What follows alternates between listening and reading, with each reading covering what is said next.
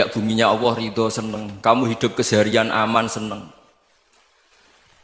Nah ini supaya sampean kita semua ngaji betapa panduan Rasulullah untuk menggapai ridho Allah itu banyak yang keseharian sekali. Saking kesehariannya banyak dalam hadis dan itu sahih.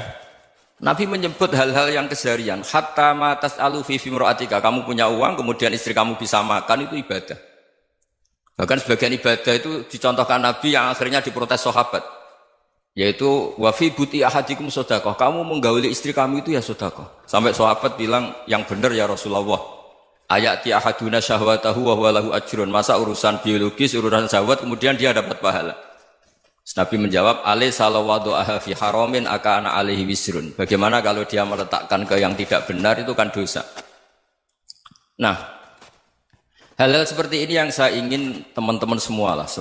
Saya juga agak ingin ngaji demi Anda juga agak ingin. Itu dosa sekali ngaji kok pesanan kelompok tertentu itu enggak boleh. Islam itu untuk semua. Jadi ya cuma karena di depan saya jenengan ya seakan-akan jenengan korbannya. Itu ada ilmunya dalam usul fikih itu. Jadi orang itu harus ngaji usul fikih.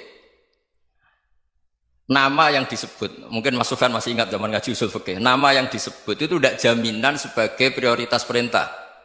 Jadi misalnya gini, kebetulan yang di depan Nabi itu Abu Dzar. Nabi ya bilang, ya Aba Dzarin ini uhibbuka misalnya, atau ya Mu'ad ini uhibbuka, atau ya Aba Hurairah ini uhibbuka misalnya. Banyaklah riwayat yang Nabi nyebut ya Aba Dzarin, ya Mu'ad, ya Aba Hurairah.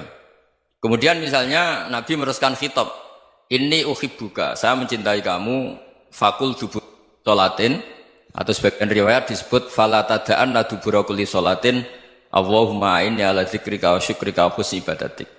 Saya mencintai kamu, siapa saja. Mu'ad bisa, Abu Dzar bisa siapa?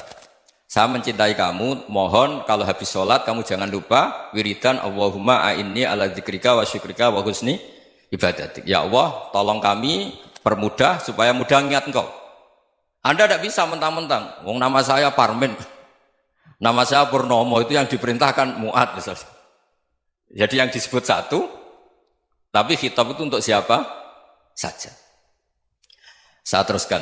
Jadi saya mohon semua kita melakukan kebaikan itu kalau dalam kaidah fikih disebut al yakin la yuzalu bisyak. Banyak kebaikan yang kebenarannya itu 100%. Tidak punya efek samping ke pihak lain, ke kelompok lain, ke komunitas lain. Itu tadi misalnya Anda makan dan itu murah sekali, hanya butuh satu piring. Setiap punyaan kamu muji Allah, setiap minum kamu muji Allah. Itu redaksinya Rasulullah SAW disebut Allah sangat ridho ketika seorang hamba makan, kemudian dia memuji Allah. Atau minum, kemudian dia muji Allah.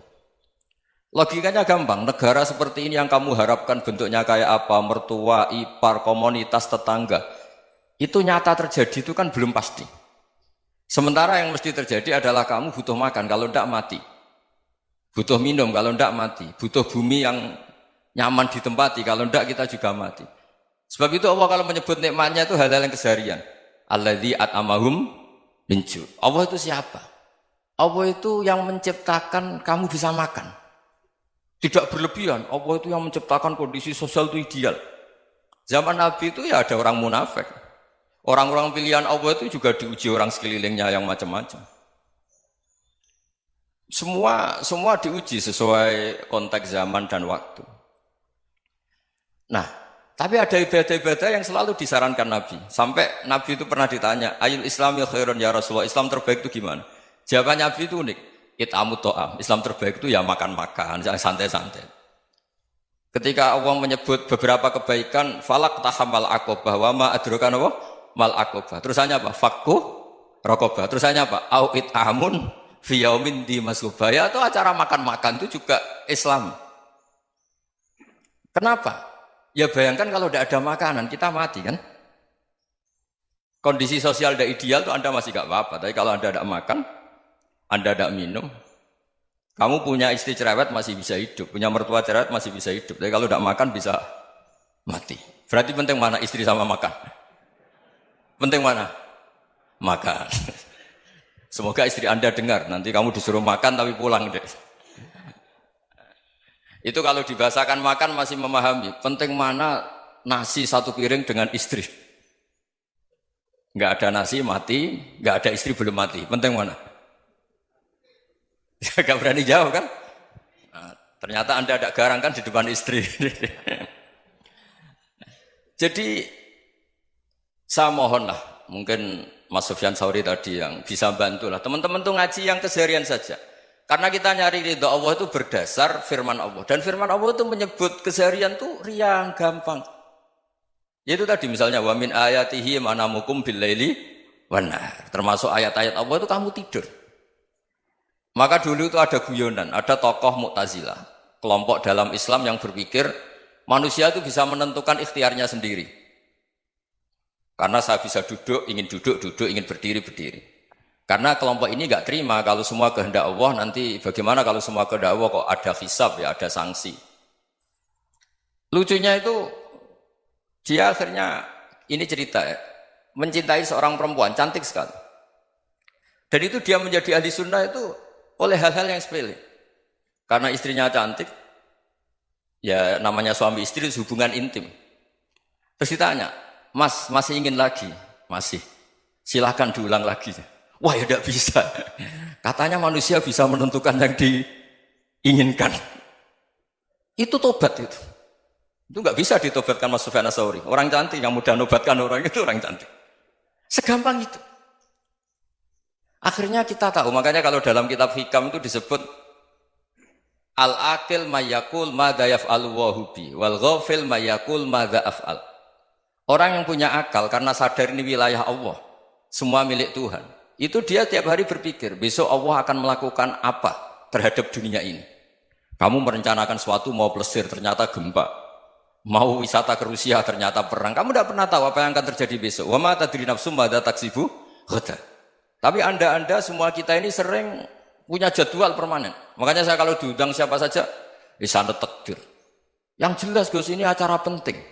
Ya masih acara penting nak pangeran ngersakno piye? Kok ape dadi pangeran? Kamu kok mau jadi Tuhan? Itu kadang ya kiai. Penting Gus acara ini jenengan harus memastikan bisa. Loh kamu itu yang ngajarin tauhid, sesuatu itu biadillah kok bilang-bilang apa pasti. Kalau maksa terus tak tobatkan loh kamu kata saya. Ya kalau gitu Gus bilang insya Allah. Wah itu hati saya, fisik saya, roh saya sudah bilang insya Allah. Tidak usah kamu latih kata saya. Nah hal-hal tauhid keseharian itu gampang sebetulnya. Wal ghafil yaqulu madza af'al. Tapi orang yang lupa Allah dia setiap hari bilang besok apa? Kita bisa melakukan apa? Seakan-akan dia itu aktor, dia penting, dia subjek permanen, dia. Padahal kita ini hanya objek kehendak Allah Subhanahu wa taala. Karena kita yakin sesuatu yang terjadi di alam raya ini kita tidak bisa apa-apa. Makanya saya sering ngaji, sering bilang saya. Ketika Anda mensifati Allah, Dia yang menghidupkan. Sudah itu tanamkan sehingga ketika kita mati santai saja. Kenapa santai? Allah punya cara menghidupkan kita. Zaman kita hidup juga gak tahu caranya ngelola jantung, ngelola paru-paru. Kamu juga gak tahu ngelola oksigen yang tidak beracun, tidak mengandung polusi. Tahu-tahu hidup. Gak ingin tua ya tahu-tahu tua. Gak ingin mati tahu-tahu mati. Selama ini kita hidup juga gak tahu apa sebetulnya. Hanya gaya tok, punya jadwal, punya planning. Kalau kamu bisa menentukan pilihan Anda, pasti Anda istrinya cantik, 4 neriman semua, kona'ah semua. Nyatanya enggak kan? Ada 1 jelek, cerewet. Oh itu kan, nyatanya enggak bisa apa-apa Anda kan? Dan kamu bawa mati lagi. Itu kan, istri Anda juga gitu, punya keinginan, punya suami yang ganteng, yang jabat, yang neriman, yang enggak poligami. Ya enggak kesampaian juga. Kalau kita ngitung tingkat kegagalan kita itu gagal terus. Ya kan? Nah, terus ingat Allah. Madza yaf'alu wa bi. Orang yang punya akal selalu berpikir Allah itu menghendaki apa terhadap saya. Loh sama-sama orang ngelihat orang yang serius. Itu kata Anda itu pemikir berat, serius. Senang punya tokoh yang merengut karena kamu anggap serius. Tapi sebagian orang anggap orang yang serius itu wong merengut, wong masam, wong muka kok ditekuk. Jadi sama itu hati ya muqallibal qulub tsabbit qalbi ala dini, karena kita enggak tahu cara berpikir kita tentang orang lain, tentang sekeliling kita. Misalnya kita orang baik yang jenis ngrumat fakir miskin. Ada orang bangun masjid mewah itu janggal. Apa artinya masjid mewah kalau banyak orang kelaparan? Tapi kalau yang jenis pendidikan apa artinya masjid mewah kalau tidak bisa ngaji? Nanti yang jenis infrastruktur apa artinya ini kalau semuanya punya sudut pandang yang berbeda-beda. Dan Islam mengapresiasi semua kebaikan. Tapi katakan semua kebaikan itu adalah kehendak Allah Subhanahu wa taala. Karena apapun baik Anda itu pakai fasilitas yang diberikan oleh Allah Subhanahu wa taala. Sehingga ini yang disebut kulillah sumadarhum fi khawdihim yal'abun. Ya kembali tadi ke tema-tema bahwa keseharian Anda ini sudah Islami. Saat Anda tidak bisa melakukan apa saja. Saya sering ada jenazah, biasanya kalau tetangga meninggal saya sering disuruh ngelepas. Saya bilang orang ini baik. Karena sering ngelamun di rumah, sering nganggur di rumah. Ditanya sama anaknya, kenapa Gus nganggur baik? Ya kalau dia nganggur artinya juga gak berbuat sesuatu yang maksiat kan? Ya kan? Orang nganggur di rumahnya ya tidak bunuh orang, tidak maling, tidak korupsi. Ya namanya nganggur di rumah. Lah cuma istri cara pandang nganggur gak menghasilkan uang itu. Tapi juga gak menghasilkan kriminal kan? Jadi sebenarnya Islam itu makanya kalau sampai ngaji usul fikih itu ada kitab usul fikih namanya Lubul Usul, itu terkenal sekali di pesantren itu. Itu kalau ngapresiasi keseharian itu luar biasa. Izma min mubahin illa wa yatahaqqaqu bihi tarku haramimma. Karena keseharian yang mubah saat Anda lakukan itu ada kehebatan yang luar biasa, yaitu meninggalkan haram. Makanya dulu banyak orang-orang alim ketemu temannya itu guyon sampai semalaman. Itu biasanya yang semangat Islam itu kiai kok tidak tahajud, kiai kok tidak witir. Orang yang sedang mapan uangnya banyak, malam itu tidak kelayaban itu sudah luar biasa. Melawan nafsu supaya tidak maksiat itu sudah luar biasa. Supaya lupa guyon sama temannya semalaman sampai subuh. Gejlok-gejlokan ngenang zaman miskin, zaman kuliah nggak jelas, zaman apa. Melihatnya jangan tarkut tahajud. Seperti ini meninggalkan tahajud, tapi meninggalkannya ini talkul muharramat. Jadi kayak apa hebatnya? Sehingga Imam Ghazali punya riwayat yang agak unik. Hatta takuna ibadatu akhiri hadil ummah iku an-naum. Sehingga suatu saat ibadah terbaik umat ini itu tidur. Itu kan riwayat kontroversi. Ketika Imam Ghazali ditanya, kenapa iya? Kenapa kamu mulai keluar dari rumah itu sudah banyak maksiat? Melihat perempuan yang enggak mahram, melihat fenomena. Tapi kalau kamu tidur itu enggak melihat apa-apa. Tapi juga kamu jangan menganggap tidur itu ibadah betul. Saatnya melakukan fardu ain malah masih tidur. Tapi itu sudut pandang yang menjadikan kita Islam itu gampang. Jadi saat Anda tidak bisa aktivitas apa-apa, misalnya ada beberapa orang yang lumpuh. Lumpuh itu memang nggak bisa Jumatan, nggak bisa ibadah, tapi dia juga nggak bisa maksiat. Tidur itu memang Anda saat itu tidak bisa tahajud, tidak bisa witir, tapi saat itu ada zina, ada maling, tidak gosipkan orang, tidak bully orang, tidak menanamkan kebencian, tidak hasud. Sehingga tidur menurut Allah Ta'ala wa min ayatihi manamukum billaili apa? Wan-nahar. Karena di tidur itu selain ada unsur istirahat, jaga kestamina, juga ada unsur meninggalkan beberapa keburukan. Nah saya mohon ibadah yang keseharian ini kita jaga. Supaya kita semua baca ayat itu fasih. Fasih itu tertanam di hati. Allah itu siapa? Alladzi at'amahum min ju'i wa amanahum min khauf. Dan Allah kalau cerita di Quran itu anna sababnal ma'a sabba tsumma syaqqaqnal ardha wa syaqqa fa ambatna fiha habba wa inaba wa qadba wa zaituna wa nakhla wa hada'iqa hulba. Kamu tahu saya ini siapa kata Allah? Saya ini adalah Tuhan yang menurunkan air, kemudian ada tanaman banyak. Habba wa inaba wa qadba, ada zaitun, ada tin, kalau orang Jawa mungkin ada tela, ada padi, ada mangga, ada pisang. Sudah. Wa inaba wa zaituna wa nakhla wa hada'iqa hulba. Ada perkebunan yang lebat. Tujuannya apa? Mata Allahkum, silahkan kamu pakai, kamu nikmati. Tapi karena kadang kita ini punya ide-ide besar. Tadi untuk syukur saja nunggu punya istri riman, rumah baik, tetangga baik, komunitas baik, semuanya baik baru syukur. Lama-lama nanti ada di surga, syukurnya nunggu surga paling kelas A. Itu sudah ada yang menghuni Rasulullah, kamu nggak boleh di situ. Masa untuk syukur saja? Repotnya Masya Allah.